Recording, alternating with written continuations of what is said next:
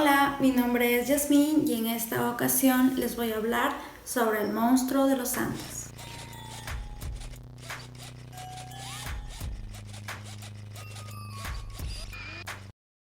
Vamos a hablar sobre uno de los mayores asesinos seriales de la historia moderna.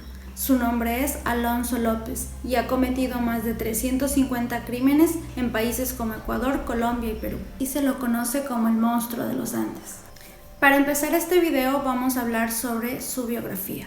Pedro Alonso López nació en las cordilleras del Nevados de Santa Isabel, Colombia, el 8 de octubre de 1948, en una época conocida como la violencia. Era el séptimo hijo de un total de 3 hermanos. Cabe recalcar que al ser una casa muy pequeña y en malas condiciones, los niños en su mayoría debían acomodarse en una sola cama. Al no caber todos, a algunos les tocaba dormir en el piso sin ningún tipo de cobijas. Eran hijos de una prostituta llamada Belinda López de Castañeda. La mamá de Pedro Alonso trabajaba en su propia casa, pues sabía llevar a sus clientes, y las divisiones entre los cuartos eran solo de cortinas. Por tal motivo, sus hijos escuchaban los ruidos que hacía cuando llegaban los clientes. La negligencia de su madre y la ausencia de una figura paternal tienen parte de culpabilidad en esta historia. En 1957, con 9 años de edad, Pedro Alonso intentó tener relaciones con su hermana menor. Su madre, al descubrirlo, lo castigó quemándole los pies y botándolo de la casa. Vagabundeó durante varios días en las calles de Bogotá, comiendo de los basureros y durmiendo en la calle. Un señor desconocido, al ver esto, decidió ayudarlo. Entonces le ofreció ir a comer y tener una casa y ese tipo de cosas. Él, al encontrarse en una difícil situación, accedió. Este señor lo llevó a un edificio abandonado donde lo violó y lo dejó ahí botado. Pedro Alonso, después de esto, volvió a las calles hasta que, cuando cumplió 12 años, una familia estadounidense decidió adoptarlo y darle una mejor vida, por lo cual decidieron introducirlo en la sociedad y lo enviaron a la escuela. En la escuela todo iba bien hasta que un maestro vio lo de Pedro Alonso. Esto hizo que se sintiera muy mal y decidiera irse de casa. Desde ese entonces hasta los 21 años se supo que se dedicaba a robar casas y autos, y fue descubierto finalmente en 1969 por la policía, donde condenaron a 7 años de prisión y fue llevado a la penitenciaría. Tras cumplir 2 días de su pena, fue violado por 4 reclusos. Según varios expertos, este hecho fue el que finalmente marcó a la vida de Alonso, pues quiso dejar de ser la víctima y convertirse en el victimario. Varios días después de lo sucedido, con los materiales que tenía acceso en la cárcel, construyó un cuchillo y fue a matar a cada uno de sus violadores. Cuando los policías le interrogaron sobre este hecho, él dijo que fue en defensa propia, por lo que le dieron 2 años más de cárcel y ahora tendría que cumplir una condena de 9 años. En 1978 sale en libertad. Debido a su pasado, él no tenía mucha suerte con las chicas, por lo cual se dedicaba a ver pornografía. Y entonces, al no sentirse satisfecho, empezó a cometer sus primeros crímenes. Los cometió en Colombia al salir de la cárcel. Elegía lugares lejanos, regularmente votados, con personas pobres, donde elegía a sus víctimas entre los 8 y 12 años, les ofrecía dulces, regalos para ganarse su confianza y finalmente se los llevaba, los estrangulaba y los violaba. Estos crímenes pasaban desapercibidos porque en esa época era normal que los niños huyan de sus casas a la ciudad en busca de una mejor vida. Entonces los padres por lo general creían que sus hijos se habían marchado voluntariamente. Posteriormente se dirigió al Perú y empezó también a cometer una gran ola de crímenes. En Ayacucho, en una región al sur de Perú, Pedro Alonso intentó secuestrar a una niña de 8 años, pero la mamá se dio cuenta de que trataba de llevarse a su hija. Entonces gritó. La gente salió a ayudarla. Capturaron a Alonso y ejercieron justicia por su propia cuenta. Lo torturaron durante días. Luego lo enterraron hasta la cabeza y lo untaron con miel para que las hormigas se lo devoraran. Pero, por suerte para él, apareció una misionera estadounidense amiga de los ayacuchos, quien los convenció para que entregaran al criminal a las autoridades. Pedro fue atado y arrojado a la parte trasera de la furgoneta de la misionera, que se lo llevó para entregarlo a la policía.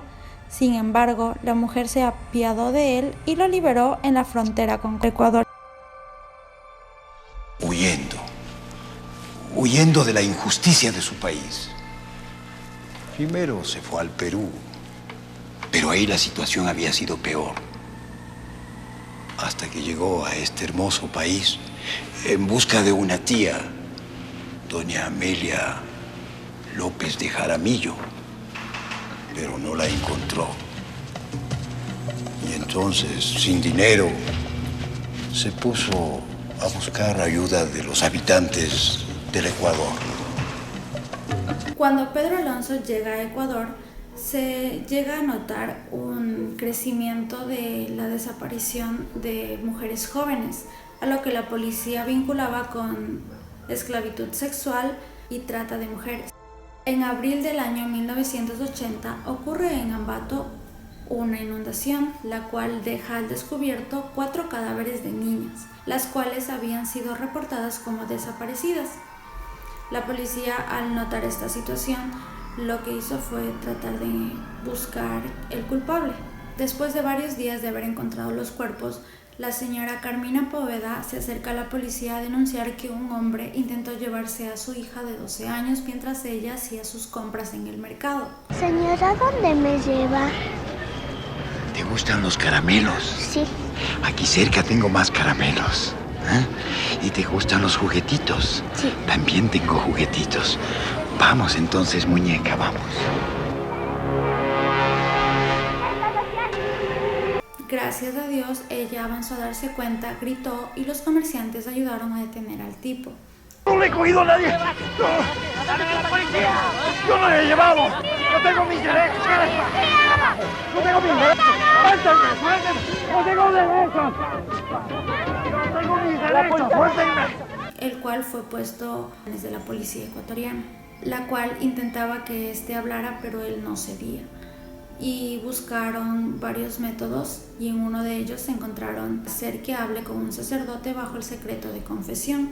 El sacerdote era de apellido González y accedió a hablar con Pedro Alonso. Pedro Alonso le confesó que había asesinado a 110 niñas en Ecuador, 100 en Perú y 100 en Colombia. Y dice que quizá fueran alrededor de 350 asesinatos los que él cometió. Algo curioso de este criminal es que creía que las niñas ecuatorianas tenían una cara más inocente, por lo cual tenía más afinidad por ellas. Las investigaciones duraron 6 semanas y finalmente Pedro Alonso decidió confesar y dijo dónde estaban los cadáveres de las niñas. Se encontraron exactamente 57 cadáveres, pero él dijo que habían sido 110. Los otros cadáveres que no fueron encontrados, la policía asumió que ya se habían acabado de descomponer, el clima influyó en esto o ya fueron devorados por los animales. Entonces, finalmente, el 31 de julio de 1981, Pedro Alonso es condenado a 16 años de cárcel, la cual era la pena máxima en ese entonces, y fue llevado al ex penal García Moreno. Cuando le pidieron una entrevista, él aceptó con la única condición de que la hija del jefe de la cárcel estuviera presente y él pudiera tocarla, ya que no había tenido contacto con una mujer desde hace muchísimo tiempo. Obviamente solo a las manos y con vigilancia de los policías, ya que ellos le estaban apuntando a la cabeza por si cometía algún delito. Logró decir que durante 3 años logró matar de 2 a 3 niñas por semana todos los meses. Dijo que lograba ganarse la confianza de las niñas dándoles dulces, caramelos o premios y que ellas accedían y conversaban con él y le hacían caso. Entonces él las llevaba a un lugar aislado de la ciudad. Él decía que durante las noches él dormía tranquilamente con las niñas. También confesó que él ya tenía preparadas las tumbas y eran de cemento. Entonces él, cuando ya abusaba sexualmente de ellas, les cortaba las muñecas, las asfixiaba, les cortaba la garganta y las enterraba. Él trataba de llenar las tumbas y una vez que las haya llenado, abusaba sexualmente de nuevo de cada una de ellas y lo hacía hasta que los cuerpos de ellas se entumecieran. Él las trataba como sus muñecas, que él creía que eran sus juguetes. Durante esta entrevista también mencionó que nunca dejará de hacer esto con las niñas. Una vez que finalizó la condena en Ecuador, Colombia solicitó su extradición para que vaya a cumplir condena por las 100 niñas que había declarado abusar y matar. Entonces, en 1994, al salir de la cárcel, fue deportado a Colombia para que las autoridades de allá se hicieran cargo. Durante su estadía en Colombia, él fue declarado como loco. Entonces, en lugar de mandarlo a la cárcel, lo enviaron a un manicomio, donde 4 años después, en 1998, sale finalmente tras la declaración de los doctores y de los psiquiatras de que finalmente se ha curado, y tuvo que pagar también una multa de $50,000, la cual pagó y nadie sabe de dónde obtuvo el dinero, y también salió bajo la condición de que se presentara mensualmente y cuente qué es lo que ha hecho durante ese mes. Pero tras salir de este manicomio desapareció. En caso de que estuviera vivo, actualmente tendría 71 años, aunque su hermano declaró que es probable que Pedro López no esté muerto y que se encuentre disfrazado de sacerdote en alguna comunidad y siga abusando de las niñas. También se dice que existe la probabilidad de que no se esté haciendo pasar por sacerdote, pero sí se haya cambiado de identidad, por lo cual seguiría libre. También se dice que quizá los familiares de las víctimas finalmente lo encontraron y ellos mismos lo asesinaron.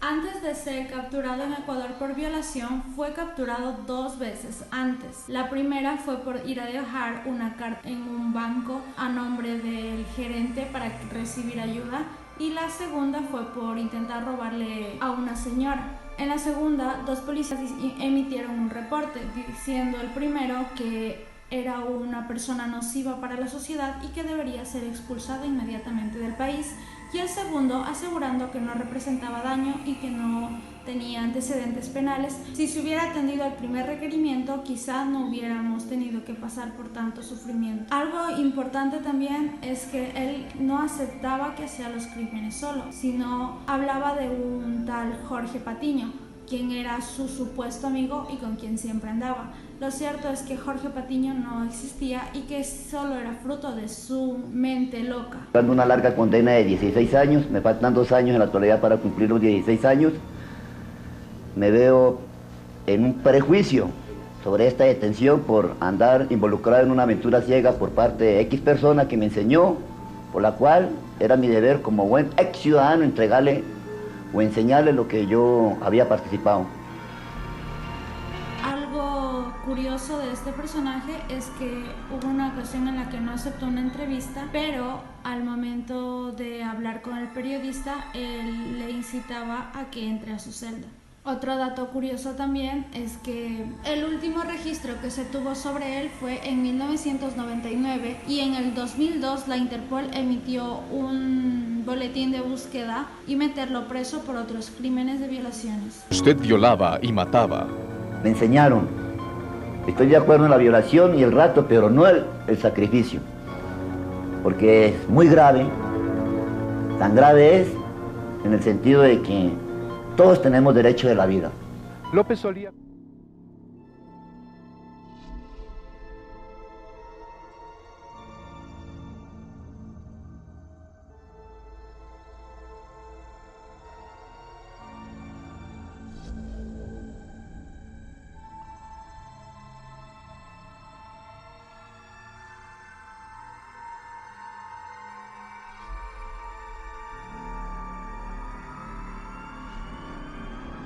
Espero que este señor de verdad ya no esté vivo y que no le esté haciendo daño a ningún niño más, porque de verdad que esta historia me pareció una de las más asquerosas y más siniestras posibles. Y bueno, no olvides darle like, suscribirte y compartir este video para que muchas más personas conozcan sobre este caso, porque es probable que este señor todavía siga suelto y muchas personas necesiten identificarlo. Bye.